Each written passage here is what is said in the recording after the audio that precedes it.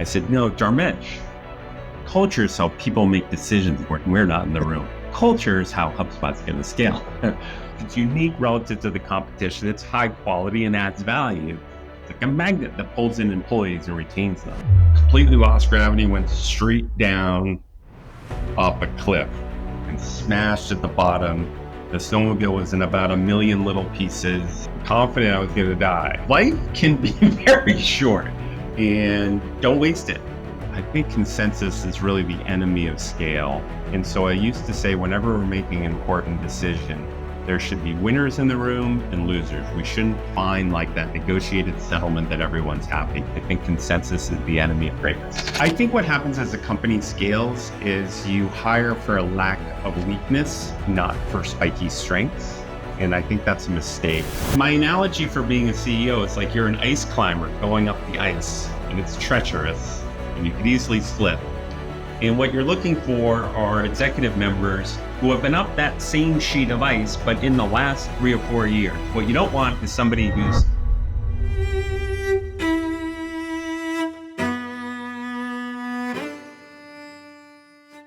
Brian, I want to start with the role of a CEO and the journey from startup to scale up to public company. It's a remarkable journey. And I was on that journey for about 17 years. And a couple of years ago, I stepped out of that journey, Shane, in a relatively dramatic way. And you may have heard the story before. I was snowmobiling up in Vermont. And I was taking a snowmobile from Bridgewater, Vermont to Woodstock, Vermont, coming to the hairy part of the trail, and went up over a lip and went down on the other side and just completely lost gravity, went straight down off a cliff and smashed at the bottom. The snowmobile was in about 1 million little pieces. I was passed out for a long time. And then I woke up. It was about 4 PM. It was quite cold and nobody knew where I was. Confident I was going to die. And I sat there for a good hour thinking about, if I do make it through, then what? And I never bring my phone when I snowmobile because in Vermont, there's no signal. The whole darn state, there's no signal. But an hour in, I'm like, maybe I brought it. It turns out I brought it like a moron. And I checked it and dialed 911. Shane, have you ever dialed 911? I have, yeah. It's an amazing service. If that was a startup, I would be thrilled to invest in it. It's amazing. The woman was sort of very, very good. And I remember she said, sit tight. And mind you, I'm a mess, many, many broken bones. And so it's like, kind of chucked this. Yeah, I'm not going anywhere. And then she called those 2 local fire stations and they're volunteer and there's no one there. And so then she has to track down the mobile phone numbers of all the firefighters and the rescue people, calls them at home. They hop in their snowmobiles and they come and find me. By the time they found me, it's pitch black. It's really cold out. And basically they went to work on me. I kind of put Humpty Dumpty kind of back together on the side of the mountain, towed me to a flat area, which is a few miles away, helicoptered me to Dartmouth University. And there they really put Humpty Dumpty back together over lots of surgeries, a lot of time. And I remember that because that was the end of my CEO journey. I had been quietly saying to myself that I didn't love being CEO of HubSpot, frustrated with just the core work. And I remember saying to myself at the bottom of that cliff, if I make it out, I'm not coming back. And so I was out of work. A terrific woman took over for me. It's kind of a funny story about that while I was gone. And as I got back on my feet, everyone just assumed I was coming back. It's like, no, I'm not coming back. You're doing a great job. You got this. And I actually think a lot of CEOs would be a lot happier if they did something similar like that. Not the snowmobile part. I assumed, yeah. What went through your head when you sort of couldn't move, you're stuck in the snow and you couldn't contact anybody? Like, what are the thoughts that were going through your mind? I'm not super comfortable telling everyone all my thoughts on this, but a lot of thoughts around if I make it out of this somehow, someone finds me randomly, what's going to change? But then I mean, the net of all of them is life can be very short, very short. You never know what will happen. And don't waste it. Don't waste time doing something that doesn't make sense for you.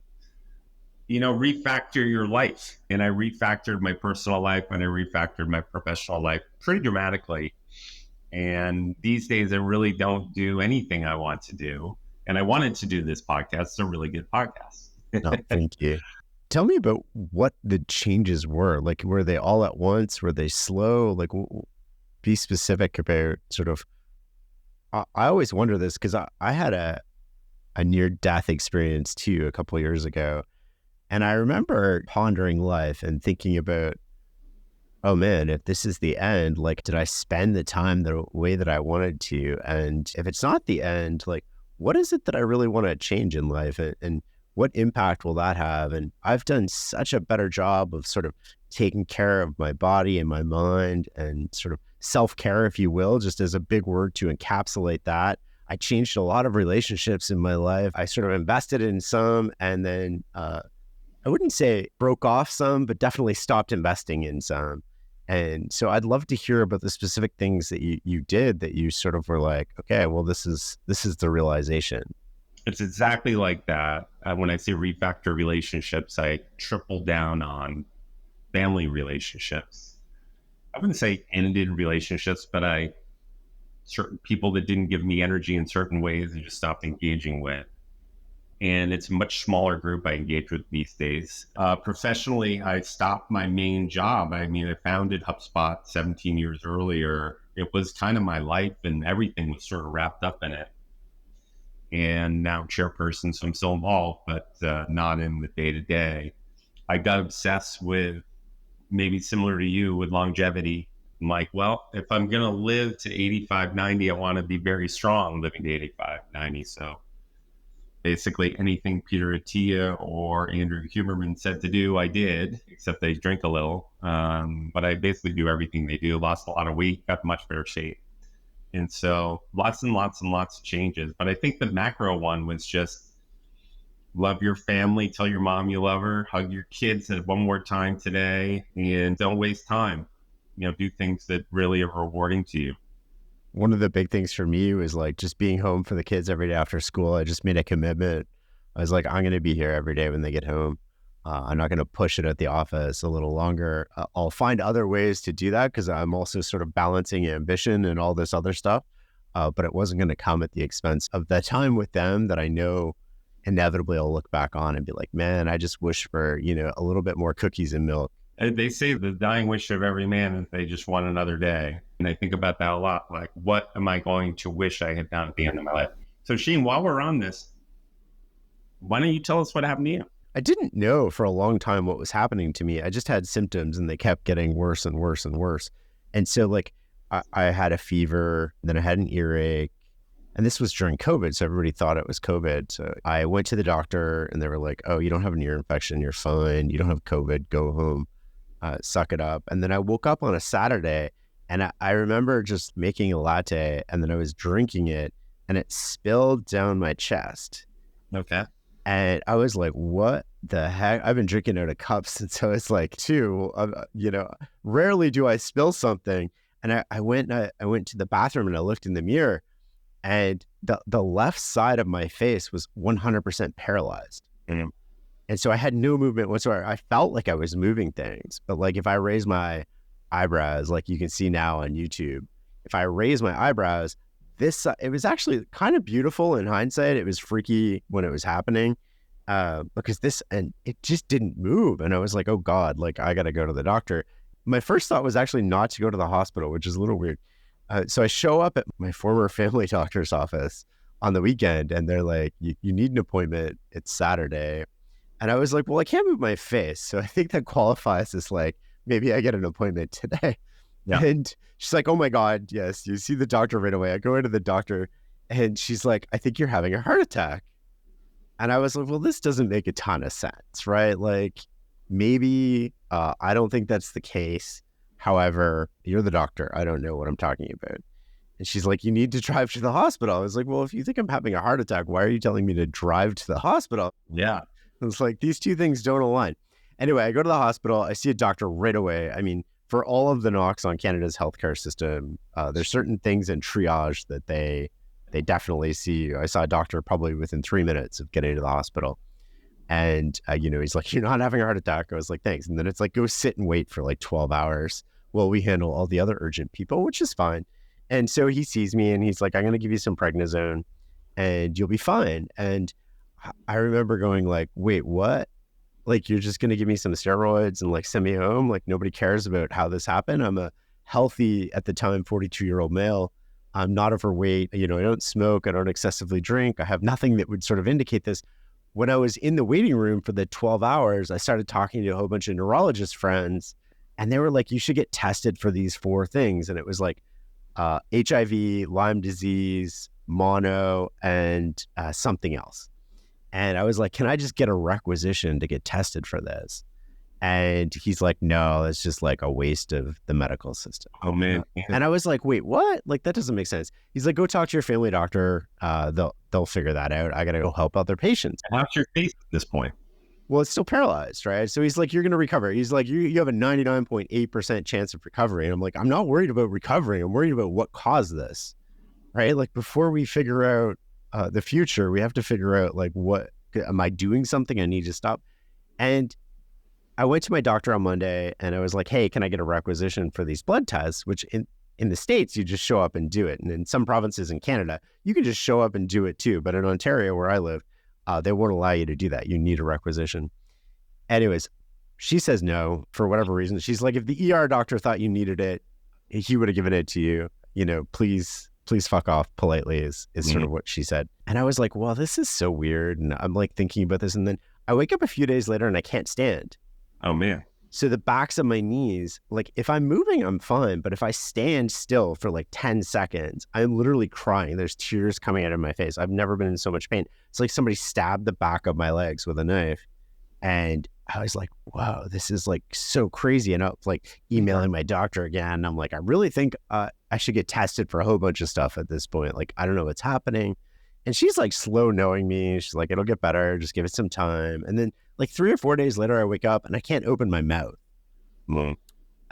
Like I have lockjaw, basically. I can open it like a centimeter. And luckily, to cut a long story short, I end up talking to a close friend of mine who happens to be an eye surgeon. She's like, "I'll give you the requisitions." She gives me the requisitions. I test positive for Lyme disease. I start the treatment for Lyme disease because when you test positive, you can actually, you can fix it.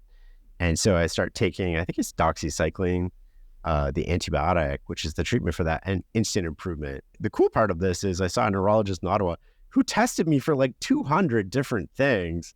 I went down to give blood and the lady's like, "This is the maximum amount of blood we're allowed to take out of you." And I was like, "Oh, this does not sound really good."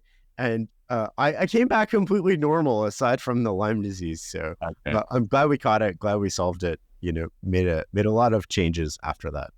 I want to go back to you and HubSpot though. So like you've Sure. been on this journey for a long time, from startup all the way to scale up to now public company sort of chairman.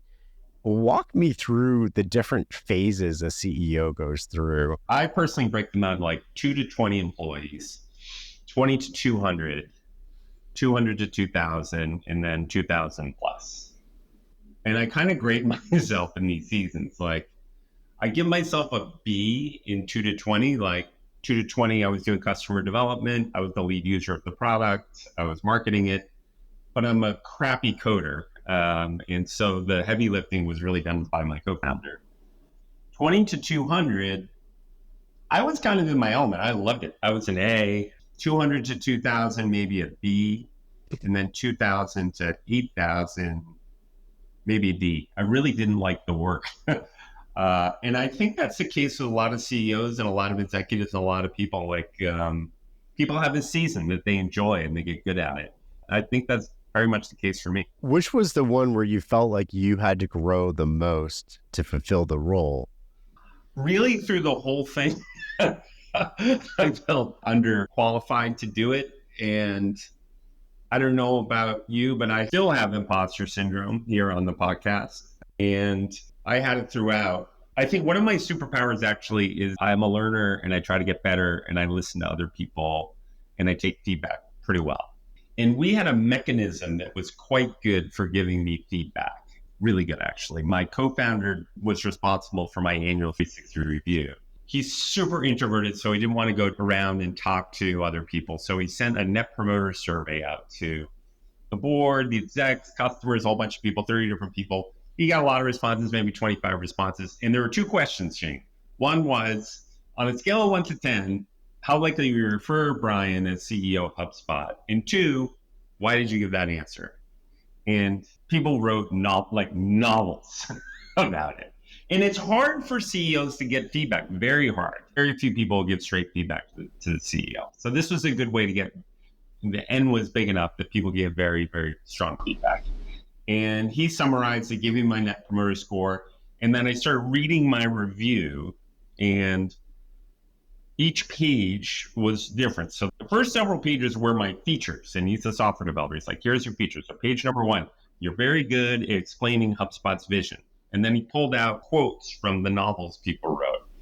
Page 2, page 1 through 10 were features, and they were great. And I was pretty confident that I was the best CEO ever invented after reading the first 10 pages. And then the bugs came. And page 11 was the bugs, and there were 12 pages of bugs. And I was pretty convinced I was the worst CEO ever invented by the end of the 12 pages. And I remember when I finished it, I'm not a scotch drinker, so I remember I poured a glass of scotch. But that mechanism for getting feedback was, we still use it. So the current CEO gets the same type of a thing, and it's very, very, very useful. I think founder CEOs often have this problem that, like, founder CEOs like to make decisions, like to be involved with the details, like to drive things, like to be in the middle of things. And that's a great strength when you get 10 people. But that great strength you have turns into your greatest weakness when you have 1,000 people. You're trying to manage everything, know everything that's going on. And so the consistent feedback was like, how do you get yourself out of the details? How do you stop working in the business? How do you start working on the business? That was kind of a common thread that I worked on across all 17 years. Was that feedback enough for you to walk away going like, okay, I see this, people are giving me feedback, I accept it, there's some truth to this? Or was there a part of you that was like, no, they're wrong? It was pretty accurate. And I'm shaking my head through most of it. In the software business, sometimes there's something that someone thinks is a bug, but it's a feature to somebody else. Man. So some of my bugs I actually thought were features. Like I can be really passionate about something. And Brian gets so passionate, it's like a little scary sometimes. I'm like, fine. If like 2 out of 30 of you think that and the rest think it's a good thing, I can live with that. So there were several things that I was like, that's a bug that I can live with. And every year I try to work on 1 or 2 about the bugs. If I put 10 calories and try to improve a feature, I get like 1,000 out. And so I more paid attention to the features and tried to get better at the features. And this took me a while to figure this out. And over time, just tried to hire people around my weaknesses. And I have plenty of them. I really looked at hiring the best I could in the areas where I was weak, rather than trying to become an expert at it. And I'll give you one area where I made a mistake on this. In the early days of HubSpot, I fashioned myself like a great product designer. I don't know why I did. I think basically because I followed Steve Jobs, everything he did, read every book about him, watched his keynotes, was obsessed with him as CEOs are of my era. And I was like, I can do that. I can figure it out. I took classes and I really dug in. And for years, I was convinced I was a great product designer. I'm not. I just don't have that genetic code. I was actually quite bad at it. And it took a while before that feedback sort of hit me between the eyes and we started hiring people really good at it and enabling me to let go of it. What are some of the lessons you took away from your sort of studying of Steve Jobs, if you will, that you used effectively? One of my favorite things on the interwebs is his keynote at his commencement speech at Stanford. I think it's quite good. And once in a while, I'll look back at that. He was faced with cancer, and the way he approached that was really interesting. And he says it in a different way, but he didn't waste any time, that's for sure. And then HubSpot a lot is based on his work. We started the company out of Sloan while we were in business school. And at Sloan, they did field trips. And we did a field trip to the West Coast. And I remember this one day was a really good day. In the morning, we visited Apple. It was like a year after the iPod came out, and it was on fire. And I remember Steve walked into the auditorium, it was about 100 of us, and he was in a bad mood. And it was pretty intimidating. And I remember he looked out and he basically was like, what are you people doing here for business school? Like, he wasn't into the whole business school thing. And one of my classmates, JP Gorski, raised his hand up high and he said, we're here from Sloan School of Management and we're studying innovation, disruption, and we thought we'd learn from the best. And Steve just melted. He liked that a lot. And then he talked about how we came up with the iPod. And kernels of this very much made it into the way we thought about HubSpot. And the iPod, the way he described, was really simple. There were MP3 players before, but you had to be a real geek to use one.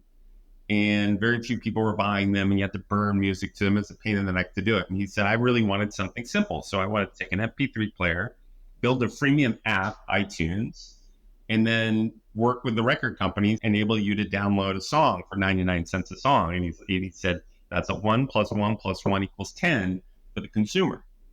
And that was how we originally came up with HubSpot, like a marketer in that day and age, putting Google Analytics and a blog and social media tracking tools and SEO tools and marketing automation, CRM, and all this stuff. And it was complicated. It was a big, hairy problem. And so we used that analogy very much that Steve used, like, how do we make an all one system where the 1 + 1 + 1 will equal 10 across all the systems? So the morning was really influential. And then that afternoon, and we're kids, we're in business school, we visited a little startup called Salesforce.com and their CEO, Mark Benioff. And so that day was really formative in thinking about HubSpot. Oh, that's crazy. Had you guys just taken your tuition and invested in both of those companies? I know. That's a good point. That's crazy. So you started it in school. How did you learn how to hire and fire people? Like, how do you know you have the right fit? How do you know when it's time to move on from somebody? You know, I think about that as somebody who went from school to a large corporation and they have all these policies and procedures in place. And then now as an entrepreneur, I'm dealing with CEOs all the time who've never really hired and fired. And I'm curious as to what wisdom you can sort of pass on to people. Most CEOs, including myself, are quite bad at this. And I've identified some things that may be useful hacks, may not be useful hacks. This is also a season thing. If you're hiring someone when you're 200 employees, I see the mistake everyone makes, and we made the mistake over and over and over and over and over again, that if you're hiring someone that you want to go from 2 to 2,000, you're just really attracted by that person who came from Google or Microsoft or whatever huge company with a huge resume and all that stuff. And once in a blue moon, that'll work. But generally, that's a failure condition. If you hire with a press release hire that's at a couple phases over you, I don't think it normally works. Same thing for board members. My analogy for being a CEO is like you're an ice climber going up the ice, and it's treacherous, and you could easily slip.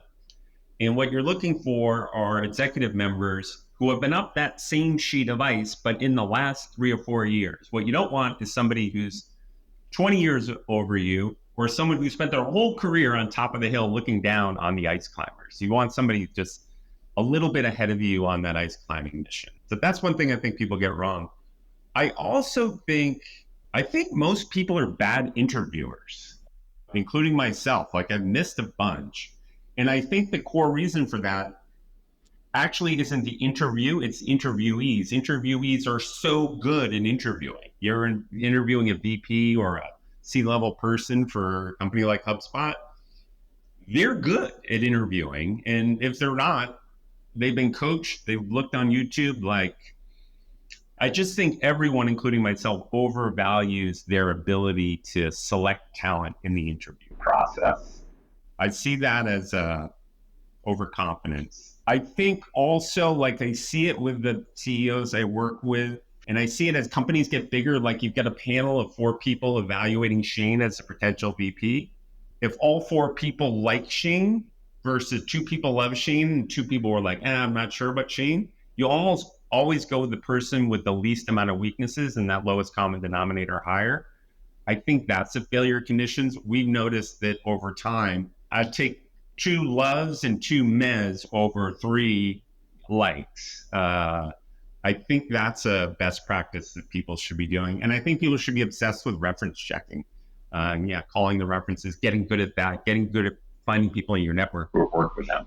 I would guess I coach tons of CEOs. On average, for every director, VP, C-level person that's hired, within 18 months, they're gone.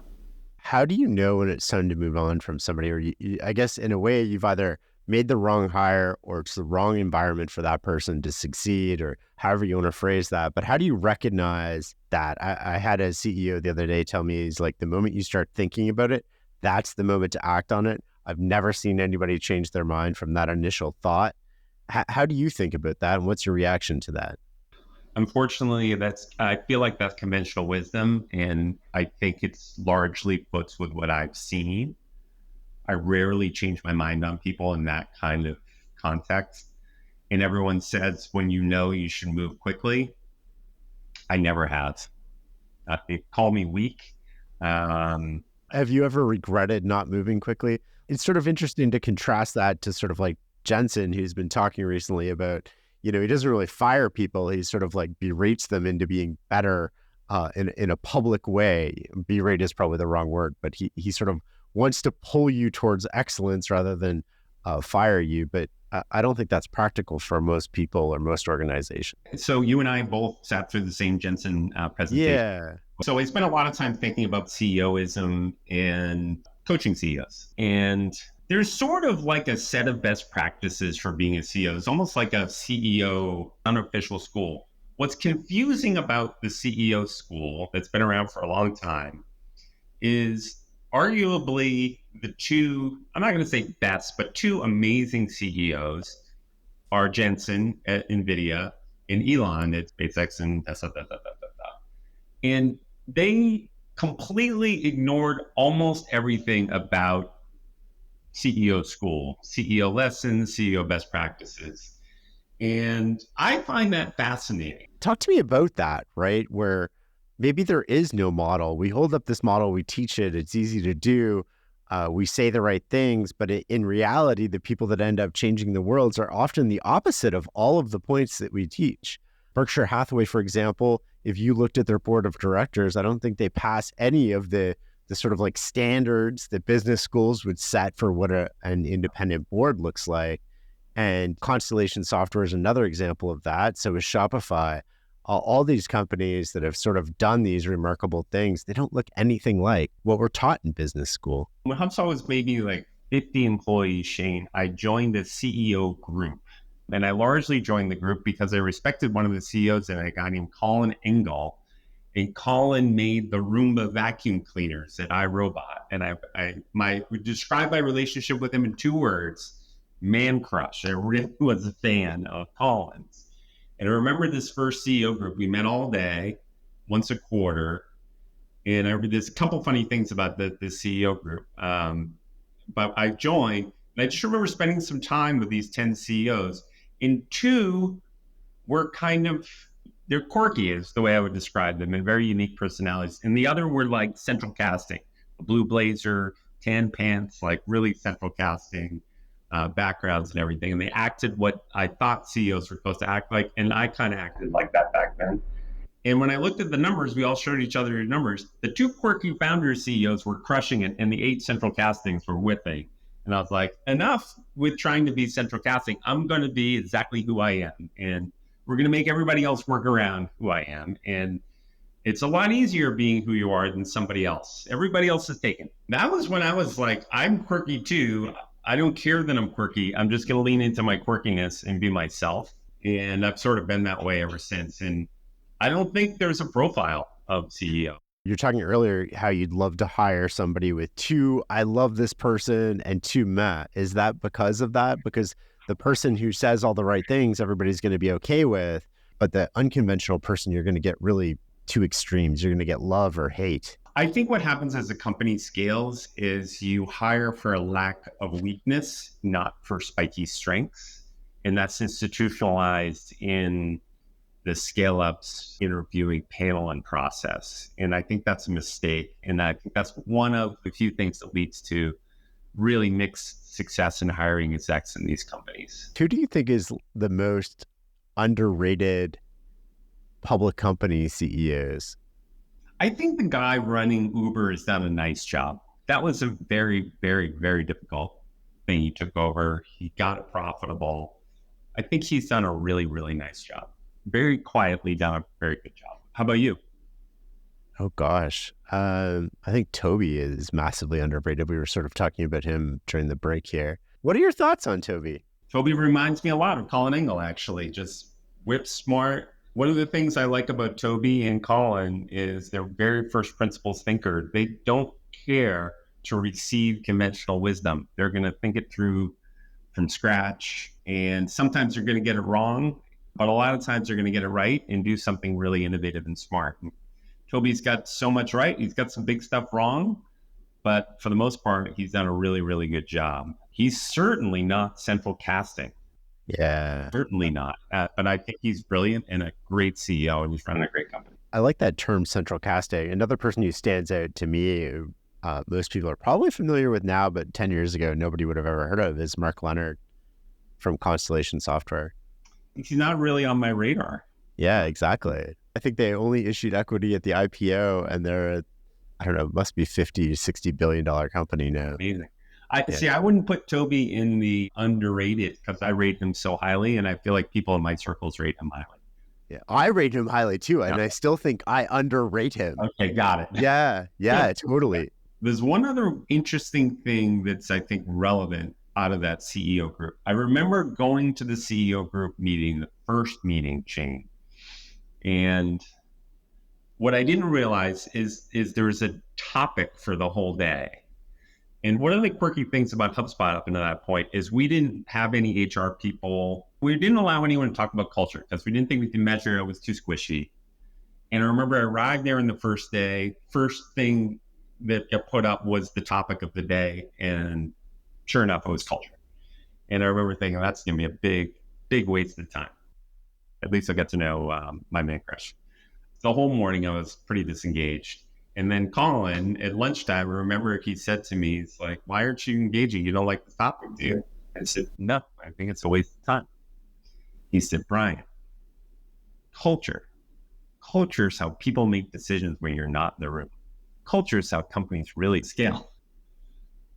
Okay, got it. And then the afternoon sort of engaged with it. And then the next day, I go to the office, and my co-founder, Dharmesh, says, how was it? How's Colin? Like, how did it go? I said, it was really, really good. There's one, they do one topic a day. He said, oh, what's the topic? I said, it's culture. Said, oh, shit. What a waste of time. I said, no, Dharmesh, culture is how people make decisions when we're not in the room. Culture is how HubSpot's going to scale. And he said, okay. And it's very hard for me to assign work to my co-founder to this day. Somehow I assigned him to be the culture czar of HubSpot, and he did an excellent job and still is doing an excellent job of marshaling the culture from 50 employees to 8,000 employees. And he did two clever things. First thing he did is, we're big on net promoter surveys. So he surveyed all the employees, scale of 1 to 10, how likely to refer HubSpot as a place to work, and then why. Again, people wrote novels about it. And he kind of broke it all up into different topics. And then he wrote a PowerPoint presentation called the HubSpot Culture Code that basically described the relationship between employees and a company and just sort of outlined how we thought about culture. And then he posted it on the internet, and it blew up on the internet. But we continue to do that Net Promoter Score once a quarter for the last 15 years. And we've been tracking our Net Promoter Score per quarter. And that's been very, very useful. Then we post every response to the Net Promoter Survey on culture on the wiki, and then we address the issues that come up. That best practices serve as well. Every 6 months, we refactor the PowerPoint deck. It's a living, breathing document. And we basically treat culture like our second product, like our product, HubSpot. If it's unique relative to the competition, it's good quality product, and it delivers value, it's like a magnet that pulls customers in and retains them. Same thing with a culture. If it's unique relative to the competition, it's high quality and adds value. It's like a magnet that pulls in employees and retains them. And so we put a lot of thought into that culture stuff. And I think a lot about how do you go from startup to scale up? I think a key part of that is getting your culture right and writing it down and institutionalizing it. I'm going to make a statement about culture, and I'd love for you to take both sides of the debate, if you will. So I'm going to say that culture is the only sustainable advantage. I disagree. Why? Let's take Uber. They had a certain culture. Dara, the new CEO, came in. I'm quite sure he made massive changes to the culture the founder put together, and he thrived. I think some of the benefit, of course, is his culture, but they had major sustainable competitive advantages in that they had a fleet of drivers and customers and a network effect and software that works.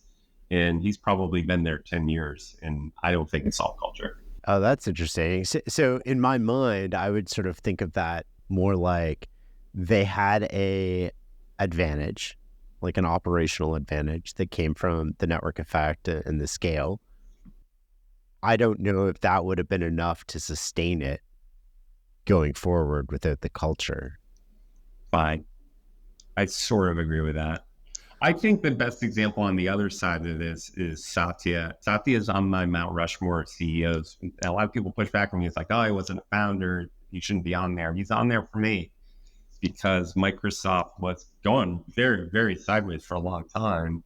And he stepped in and really did change the culture in a massive company. And couldn't be more impressed with him and the culture change and how well that worked. So that's my flip side of the argument is Satya. Okay, who else is on your Mount Rushmore? Jerry Garcia is on my Mount Rushmore, great CEO. The aforementioned Steve Jobs on there. Why Jerry Garcia? Grateful Dead. Really? Why Jerry Garcia? That's the most obvious one on there. Why? No, I'm curious. I'm not a Grateful Dead. I don't think I've ever really sat down and listened to the Grateful Dead. So yeah, you're going to have to walk me through this one. Okay. Jerry Garcia was the CEO cut in the cloth of Colin Engel and Toby Lutke. Really disliked conventional wisdom and kind of rethought everything from first principles, starting with the music. So they started that band in the mid-'60s. And at the time, there was all kinds of rock and roll music, and there was jazz music, country music, and bluegrass music. And they didn't do any of that. They created a new genre of music.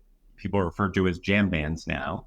But Garcia himself was a bluegrass player, and the bass player was a jazz musician, and the keyboard player was a blues guy, and Bob Weir, the singer, was kind of a country rock and roll guy. And they blended them all together, and they infused this jam band mentality into it, and they really stretched the songs out with improvisation. So they sort of rethought the genre and made a new type of music. The product was unique, and the go-to-market was exceptionally unique. If you think of like when I was in high school, if I wanted to go to a Rolling Stones concert, I would call Ticketmaster. And I would wait till whatever it is, 1:30 on a Tuesday when the Rolling Stones tickets were on sale. And I would, dial away. It'd be 5 minutes later to dial away. And it may or may not got through. The people who ended up buying most of the tickets were the scalpers. The scalpers had a whole bunch of people buying the tickets that sold the tickets at a markup. And so the front row of the Rolling Stones concert was a bunch of bankers and venture capitalists, people who could afford the tickets. And the Grateful Dead didn't like anything about that, Shane. Nothing about it. They particularly didn't like a bunch of bankers and venture capitalists in the front row of their concerts. They wanted their hippie, crazy fans in there. They also didn't like the distribution setup. So it's Grateful Dead, and then Ticketmaster took their slice, and then scalpers took their slice, and then the fans. So they said, we're going to disintermediate, just like the internet did to so many things. We're going to disintermediate those two layers, and we're going to sell tickets directly to customers. The way they did it was you listen to a 415 recording that explained what was going on. And the way, Shane, you would buy the tickets was you have to put a 3x5 card, which concert you went to. You can only buy 4 tickets per concert. Okay, so the scalpers are less incented. And then you had to go to the post office to get a postal money order. So just a total pain in the backside to get a postal money order. And then you had to put a self-addressed stamped envelope, and then you put it in a regular envelope and mailed it in. Now, how would the Grateful Dead, Shane, decide who gets the front row seats? I have no idea. The way they sort of did it was that self-addressed stamped envelope, the more beautifully you could decorate it with dancing bears and mushrooms and sprinkles. I love it. Yes. So they solved a bunch of problems. That's not the end of it. When was the last concert you went to, Shane? Oh God, it's been a long time. Did you go to Taylor Swift? No, I am a Taylor Swift fan. Okay, let's just say you went to Taylor Swift in Ottawa. Yeah. And you showed up with your giant camera and your boom microphone, and you showed up there. What would have happened at the gate? They wouldn't let me in. Why? Why doesn't she want you recording it? It might affect other people's experience if I have a boom mic. I mean, you can't prevent people from recording on their phones. So at some degree, they're accepting it. The NBA actually went through this a couple of years ago. They were trying to like really block people from posting clips on social media. Then they actually embraced it, and it changed the whole league. Smart. It got way more people in. Sorry, this is like a sidetrack to this, but like that change in the NBA really changed the NBA. Okay, pre-iPhone, let's say you were going to a Rolling Stones concert and you had all that equipment you're walking, of course they would block you. And the reason is you see the Rolling Stones in Boston, then New York, and then Philly, and then Miami. The exact same concert. Like, they don't miss a note. They're fantastic. Same thing. When you walked into the Grateful Dead with your big boom mic and your big camera, they put you right in the taper section, the perfect spot to watch the concert. They incented you to tape it, and you taped it, and then you went from Boston, then you went to New York, you taped it, you went to Philly, you taped it, then you went to Miami, then you get back to your dorm room, and you copied as many tapes as you could of the best concert, not the worst concert, and you gave them out to all your friends. And that was how they marketed. They gave away the content. They were the first inbound marketers to really nail that. They were the first real freemium model. They were the first viral marketers. And the way they did it was brilliant. And it worked for them because every concert was quite unique. They're a jam band, so they never played the same set list twice. And so there was an incentive for knuckleheads like me to go from Boston to New York, up and down the East Coast. In fact, I did that last week. I was at the Sphere, and I saw them Friday, Saturday, Sunday. Garcia was a genius. He's a marketing genius, actually, and I think he's a music spot. That's fascinating. I'm going to have to listen to the Grateful Dead now. I'm like... I'll send you some stuff. Yeah, please. I wrote a book on this called Marketing Lessons from the Grateful Dead. We started talking about inbound marketing there. I'm curious as to, you guys pioneered inbound marketing to a big extent and definitely got the momentum rolling there. How has that changed in the past few years, and where is that going in the next few years? Ironically, I think it kind of went out of favor a bit over the last few years, and I think it's about to come back in favor. The things that changed about it aren't that different. Instead of like cold calling people and spamming people and advertising at people and renting space on YouTube or renting space on your podcast or your blog or renting space on the New York Times, create your own New York Times, your own podcast, and become your own publisher, and then pull people in through Google and search and other social outlets. It works very, very, very well. You're living proof of how well it works. And the things that have changed are the social media networks have changed. When we first wrote about this, before we started HubSpot, we started writing about inbound marketing. Dig and Reddit were the two big social media sites. I don't think Dig's around, and Reddit's gone through all these iterations, but obviously it was Facebook, and now it's TikTok, it's Instagram, it's all these new social media sites. It's YouTube. You know, people live in YouTube. It's podcasts. And so the medium isn't necessarily a long form blog like it was back when we started HubSpot. It's videos, a lot of short form videos. And so that's changed quite a bit. I think what's interesting about what's going on now is today you go to Google and you get your 10 blue links. If you look across our customers, that's 62, 63% of the inbound traffic is via Google, and most of it's organic.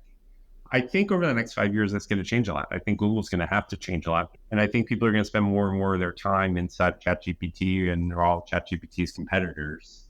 And I think when you're engaging in that way and you do a search in ChatGPT for, let's say, HubSpot, it will tell you about HubSpot. And then you'll say, well, how does HubSpot compare to Salesforce? It will tell you about that. How much does HubSpot cost? It will tell you that. Like, it will know a lot about HubSpot. One of the brilliant things about Google is their blue links, and they didn't mind sending you out their website. It's a very counterintuitive idea. I think that's going to start changing as consumer behavior changes. And I think it'll be really interesting to see how it develops. Do you think content is just going to get overwhelming? I mean, you can create content with like 2 sentences now. You can create blog posts that would rival probably the best people were putting out maybe 10 years ago with almost no effort whatsoever. I think you're right. And I think it's not just that, but it's going to be emails. Like I think the robo emailing and the BDRs, I look at lots of startups in the CRM space, as you might imagine, but I counted about 48 startups building automated AI agents. I still think having a unique perspective and a unique personality is going to work. I don't think your podcast goes away because I start something that sounds like you and I use an avatar to deliver it. I think something what you're doing will last the test of time. And I think a lot of people, particularly in scale-ups, run away from their personality. They make it generic. And like you have a certain vibe and a certain personality. And I think that kind of works for you. And it's going to be very hard to replicate. Quality and uniqueness never go out of style. And I think are going to be increasingly important as the internet just fills content that's AI generated. It's almost what you said before, like lean into your individual quirkiness and your tribe will sort of find you and then go around with you. Although you have me worried. We're almost 1 million people on our newsletter now. I'm like, oh God, if this is going away, I got problems. I also think we're going to see the trend, and I'm certainly not the first person to say this, but I think you're going to see a lot more small, big companies, and you're going to be able to get a lot more done with a lot less people. I don't think in $1 billion company, you're going to need 300, 400, 500 person marketing organizations. I think the new tools are coming out, including HubSpot's tools and the CRM suite. I just see how incredibly powerful they are. I think you're going to be able to scale in a whole new way. And I think the AI revolution, like when it comes to inbound, I think top of the funnel gets more difficult. I think middle of the funnel gets easier. The really high quality personalization on your website, on chat, on everything, that gets much more powerful. Top of the funnel gets more difficult. Yeah, I think inbound's going to change. But I also think inbound going to kind of make a comeback. How do we do outreach in a world of AI and in a world where people are bombarded with, is it going to be freemium and then pulling people in through that? And like the outreach is letting them know about the freemium stuff. You got to get good at the branding thing again, it turns out. Because getting into your or my inbox is going to become exceptionally difficult with all the changes Google's making to email. That's getting harder as it is. But the robo emailing is going to go wild and the robo content is going to go wild. So it's a little more around branding. You have to kind of be good at everything. It's like a baseball 5-2 player. You have to be getting found in YouTube. You have to be getting found in all the social sites. ChatGPT is going to understand you perfectly well. Google's going to understand you perfectly well. And you need people tripping over you all over the place. I think people have to get comfortable with the fact they're going to have less new visitors to their website because ChatGPT and their ilk are going to know so much about you and not have those lists of blue links. They're just going to live on there and learn so much about you. And then when someone's quite serious, they end up on your website and you have to get very good at personalizing that website experience. I also think people are going to end up keeping more information behind the paywall or the login wall on their websites because they want to keep a little bit back from ChatGPT because ChatGPT is going to understand the public stuff so well. I think it's going to change in a good way, though. I guess the baby step that Google made on that was like when they would just show you sort of the excerpts. Yep. If you asked a question, it'd be like basically giving you a link, but it's like really hard to find. It's like, here's the answer to your specific question. YouTube is fascinating because unlike voice podcasts, YouTube has virality to it.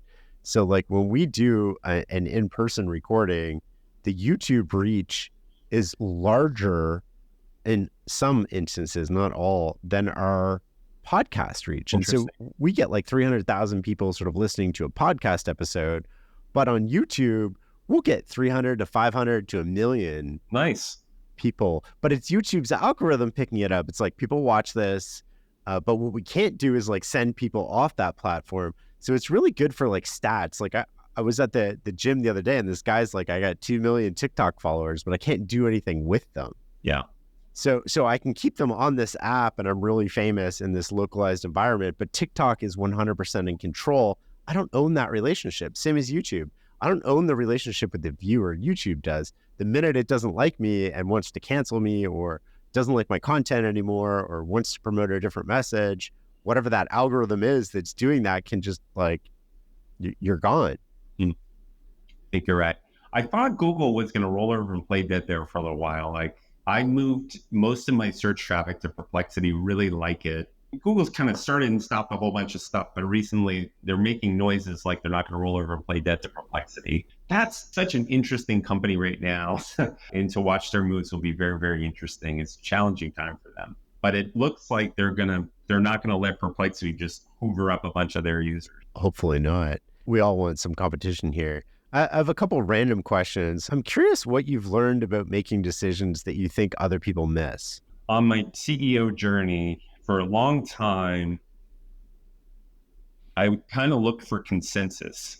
I think consensus is really the enemy of scale. And so I used to say, whenever we're making an important decision, there should be winners in the room and losers. We shouldn't find like that negotiated settlement that everyone's happy. Somebody should be unhappy. 3 or 4 people should walk out unhappy, and 1 should walk out happy. And we're all going to be good with it. As you get bigger, this gravity pulls you towards consensus. And I think consensus is the enemy of greatness. How do you fight that? I write that on whiteboards. I talk about that inside of HubSpot. I try to make an example of that every time I'm in a room. I've written a bunch of blog articles about that, wiki posts about that. At one point inside of HubSpot, we had a terrific COO I love, and he had a lot of great qualities. One of his qualities I didn't love was he was a consensus person, and we had a lot of conflict over that. And so we talked about that a lot. The management team talked about that a lot. But I sort of had this thing like there's going to be winners and losers in every argument. And if no one walks out a little bit sore, we probably made the wrong decision. So go deeper on that for a second there. So put me in the room at one of these meetings where there's 4 people on one side, there's 4 people on the other side. How do we come to that decision? Is it the highest paid person in the room? Is it the person closest to the problem? Who actually makes that call? Let's just say it's my call, which is rare. And 2 people in the room are saying black and 2 people in the room are saying white. I think that the majority of CEOs are walking out of the room with the decisions gray.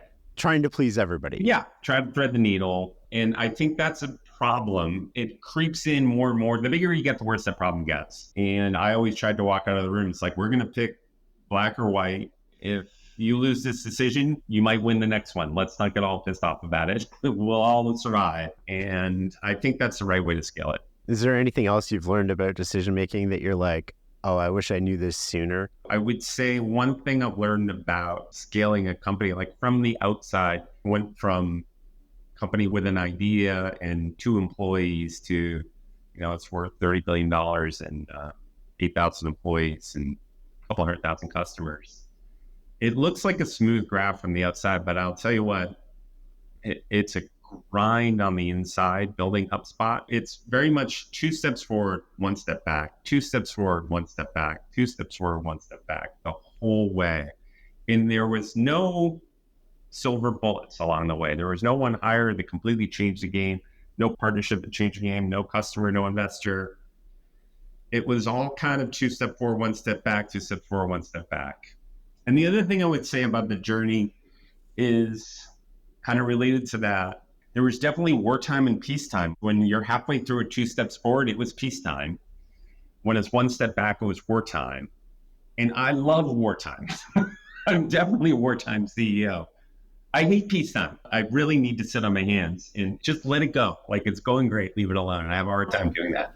And I think certain CEOs are peacetime and certain CEOs are wartime. I'm very, very, very much a wartime person. Like COVID, wartime. We made so many changes during COVID. I hated COVID and I hated the impact on society, but inside of HubSpot, that was a fun chapter. What does wartime mean for you? Is that like we're fighting for our very survival? Does it mean we can just move faster and sort of ignore some of the bureaucracy? What does it mean? I think peacetime is bottoms up and more consensus, and wartime more top down. It's like, hey, it's wartime. I don't have time to build consensus on this. This is what I think we should do. We're going left. And I like that about wartime. And wartime is like, okay, I remember 2010, the economy was shaky back then. We were a very young company, maybe it's 2009.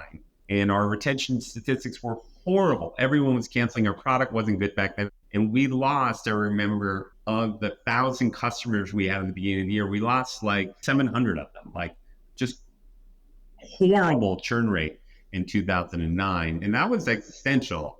And it was like, let's just stop the music and start over. Everything we're doing going forward has nothing to do with signing up new customers. It's like, how do we delight every new customer we have? Let's stop obsessing about how do we turn a prospect into a customer. Let's obsess about how do we turn a customer into a delighted customer. And so that was a crisis that really worked. We changed the culture of the company. We changed the center of gravity from prospects to customers. never waste a good crisis. That was a really good crisis. While you were building this, how did you manage, and I don't want to say balance, it's the wrong word, but it's the word everybody understands. How did you manage work-life harmony or balance, especially during the high pressure periods with young family? I did it very poorly. What would you go back and tell your younger self now? I'm really proud of it. I think my grandkids will be proud of it. And I think it took a big effort on my part to pull it off. And if I said, oh man, I wish I just put in 40 hours a week back then, I wouldn't be sitting on this podcast with you. We wouldn't have pulled it off. And I know that's not the popular answer. I'll probably get pilloried on Twitter for saying that. But I think that's the reality of HubSpot. It was a full contact sport. I've noticed this thing, and I think people don't like talking about it, but when you find exceptional people who've done exceptional things like yourself, they're not always the most well-rounded people in every aspect of their life. And yet we sort of expect them to be, right? It's like we love Warren Buffett, but we want him to also be a better family man. Right. The weird thing is the minute Warren Buffett starts doing that, he's no longer somebody we're talking about as Warren Buffett. And it goes back to those sort of like strengths and weaknesses. And my hypothesis is that people at the tail end of the curve have incredible strengths and incredible weaknesses. And by trying to address those weaknesses, whether it's school, society, nudging people, we actually we put a ceiling on the strengths that those people can actually deliver to the benefit of the world. You'll probably pilloried on Twitter for saying that, but I agree with you on that. I'll give you an example. I've never been married. I want to get married. It's actually on my to-do list this year. I don't know if it's going to be this year, but I never did it. And every time I had a relationship, like HubSpot came first. And do I regret it? I don't know. I've had a really good life. I've really enjoyed the HubSpot run. I'm super proud of it. I think when I'm 85 and looking back on my life, I'll still be super proud of it. I think my grandkids will be proud of it. So yeah, I made some sacrifices. I'm okay with it. We always end the podcast with the same question. I think you'll have a really good answer to this. What is success for you? I think that's a really cheesy James Taylor song named The Secret of Life is Enjoying the Passage of Time. Mm. I think he's very right about that. And think about that post my accident. I very much try to not do anything that I don't want to do, or if I'm doing it, not to do it very long. And I try to live in the present and stay out of the past too much and stay out of the future too much. I think the secret of life is about how do you set your life up so you're really enjoying that passage of time. That's a beautiful answer. Thank you so much for coming on the show, Brian. Thank you, sir.